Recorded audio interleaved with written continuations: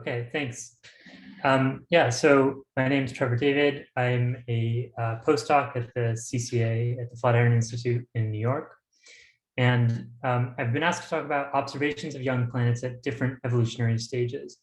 And in the full talk that's posted online, I discuss hot Jupiters, ultra short period planets, the search for escaping atmospheres in young planets, characterization of stellar atmosphere, of the planetary atmospheres at young ages, and as well as some results from looking for spin orbit misalignments in young planetary systems.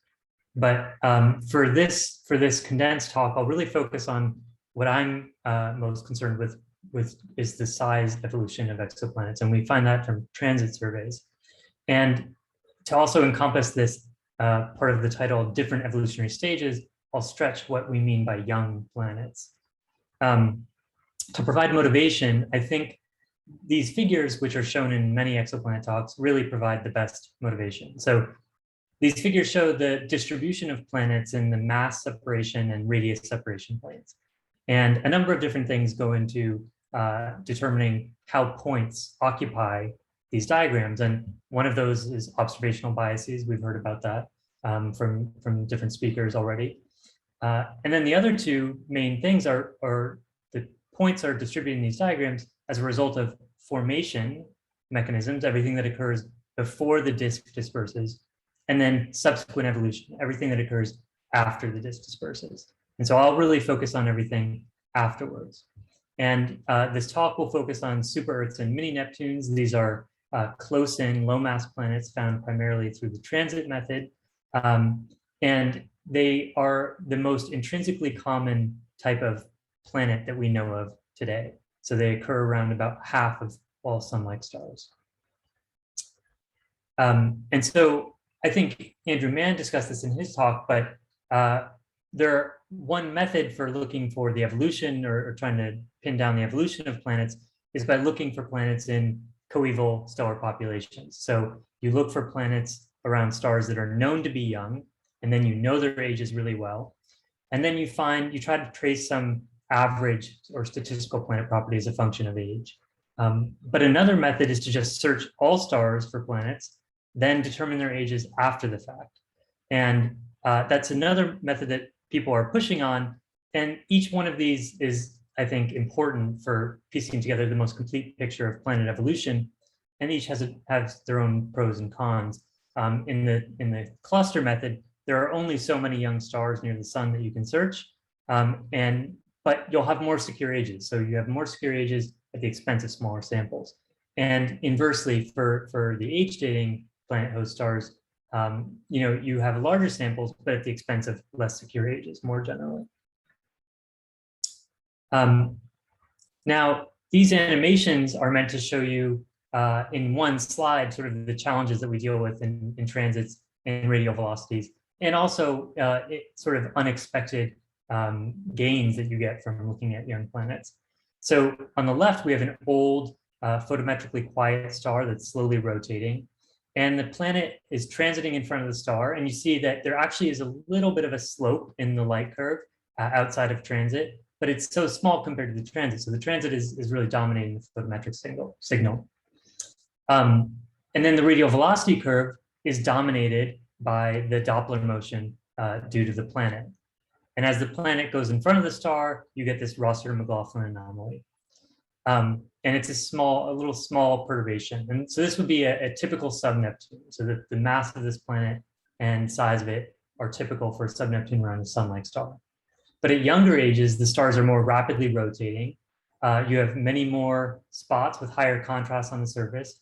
And so the out of transit variations in the light curve can be quite large, much larger than the transits themselves. So the transit on the right is actually of a planet with the same mass, but now it has a larger size as we might expect for young planets. And you actually get a deeper transit on the right, but you wouldn't be able to tell that because the stellar variations are so large. And then similarly for as the radial velocity variations, now all of those variations are basically due to the rotation of the star's spotted surface. They're totally swamping out the reflex motion, which should appear more like what you see on the left. And then the Rossler-McLaughlin anomaly is actually very large for the young planet because the star is rapidly rotating and the planet's large. And so the amplitude of that RM anomaly is actually larger than the Doppler amplitude at left. So that's the regime that we're in with young planets. So if we want to trace the size evolution of planets, our best bet is to turn to transit surveys. That's the most direct observable from transits. And one of just maybe 2 theory slides I'll show is here. And the point of this slide is to show the very, very early size evolution of close-in low-mass planets. And so the plot on the right is from Owen and Wu 2016. And the point that they're highlighting is that in the core accretion scenario, the naive expectation is that a planet embedded in a disk will accrete to the Bondi radius. And that's found by setting the escape velocity of the disk, or the escape velocity of the planet to the local sound speed of the disk. And if you work through the math, you'll find extraordinarily large radii. And so you see in the upper right, at these very, very young ages, while the planet's still embedded in the disk, it might have a size approaching the size of the sun. But that's not the planet's final radius. We know that. And we also, not just because of the size of the planets we observe today, but we also know that because core accretion through this naive expectation tends to overpredict the envelope mass fractions that we actually observe. So a typical low mass close-in planet will have an envelope mass fraction of a few %, and core accretion overpredicts this. So a number of theorists have worked towards confronting this and finding a solution. And one solution is through mass loss, enhanced mass loss early on. So basically the idea is that the pressure from the disk supports the planet's large atmosphere early on, but when that disk goes away, the pressure leaves, and you can have this period, very rapid period of spontaneous mass loss. And so it's called different things by different authors that make different assumptions about the physics. Owen and Wu call it boil off. But the key idea here is that within 1 million years, the planet's internal luminosity will actually drive this mass loss until it's about 1/10 of its initial size. And in the process, it will lose 90% of its envelope mass. So to find these young planets, we turn towards these transit surveys and these all-sky photometric surveys. So Kepler, K2, and TESS, I think Andrew mentioned these. And the reason we do this is we go looking specifically at young stellar regions to hunt for planets, but this sort of mode is also being flipped on its head simultaneously now, because what we do now is also, since Gaia has provided us such detailed information about the kinematics of stars in the galaxy, we can just find the planets first, notice that maybe the host star is rotating a little bit too fast, so the star might be young, and then sort of identify stellar populations after the fact, previously unknown stellar populations. And so Jason Curtis is doing a lot of work along these lines, and others are as well. But the idea here is that you want to look for planets around the younger stars, and those tend to be in the mid-planet galaxy. And it's worth noting that the light curves of stars change very sensitively as a function of age and mass. If we want to consider just the age axis here, this shows the light curve evolution of a solar mass star from 1 million years to about 3 billion years. And on the right, I'm showing the theoretical evolution of a one solar mass star in something akin to an HR diagram, and the corresponding evolutionary states in their light curves on the left. And these are all real data. So at 1 million years, a sun-like star is probably still hosting its protoplanetary disk, and you get all of this stochastic variability, at least on these time scales. And the flux changes can be 250% or more. And you're very unlikely to find any transiting planets here because it's not even clear what fractions of the photosphere we're seeing or what parts of the photosphere we're seeing. But by 10 million years, the disk has gone away, and what's revealed is just a very spotted, rapidly rotating star. And the star, as from 10 million years to 100 million years, will contract and spin up a little bit, but not much changes in the light curve. You can see that. But by about a gigayear, the star is spun down considerably. The rotation period is much longer, although you can still get pretty large variability amplitudes.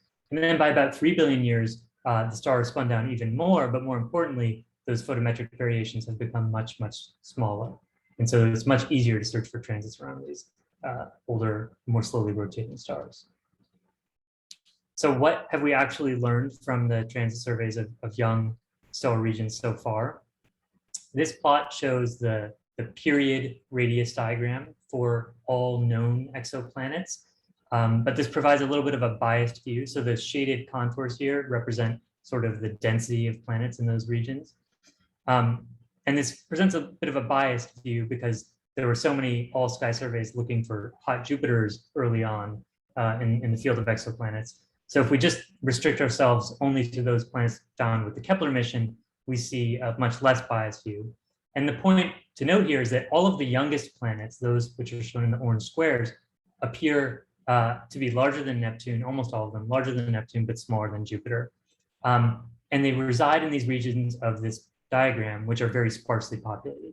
And it's important to note that transit surveys are very highly complete in the upper left here. So if those planets were very common, we would know about it, but they're not. And so we detect these young planets in the sparsely populated regions of period radius diagram.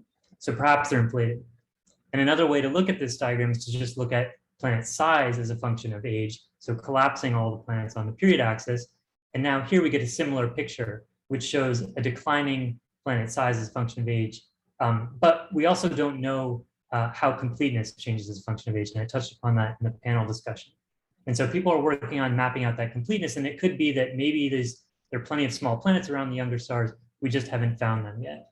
So we don't know for sure that they're inflated because we don't have mass measurements quite yet.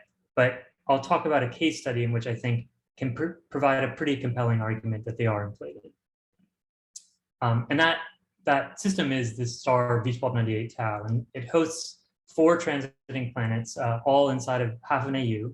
And the sizes of each of these planets are larger than 5 Earth radii. In total, there are about 30 Earth radii of planetary material inside half of an AU. And the reason why this system, I think, can tell us so much is because multi-planet systems have a remarkable degree of uniformity in them. So we know from studies of Kepler multi-planet systems around older stars that planet pairs tend to be separated by their mutual Hill spacings tend to follow a reasonably well-ordered distribution. They're well modeled by a Rayleigh distribution. And so they're never much greater than, say, 60 mutual Hill radii, and they peak around 20 mutual Hill radii. So what this means is that we can take the equation for the Hill radius, the mutual Hill spacing, invert it, and from the period ratios alone, which we observe, we can then assume a mutual Hill spacing and constrain the planet masses, if you just accept the notion that dynamically this system will be similar to the older counterparts. And when you do that, you find that the sums of the planet masses of the pairs where we know the periods well are fairly low. And then you plug those masses into a mass radius relation, and you're able to determine that the planets are probably going to contract by 40 to 90%. So Aline Vidotto and BJ Fulton talked a lot about the radius gap and atmospheric loss. Katja Poppenhager had this study looking at this system, measuring the X-ray luminosity of the star and inferring what the future trajectory of the planets would be like depending on different X-ray luminosity activity curves, and those are shown in the upper right.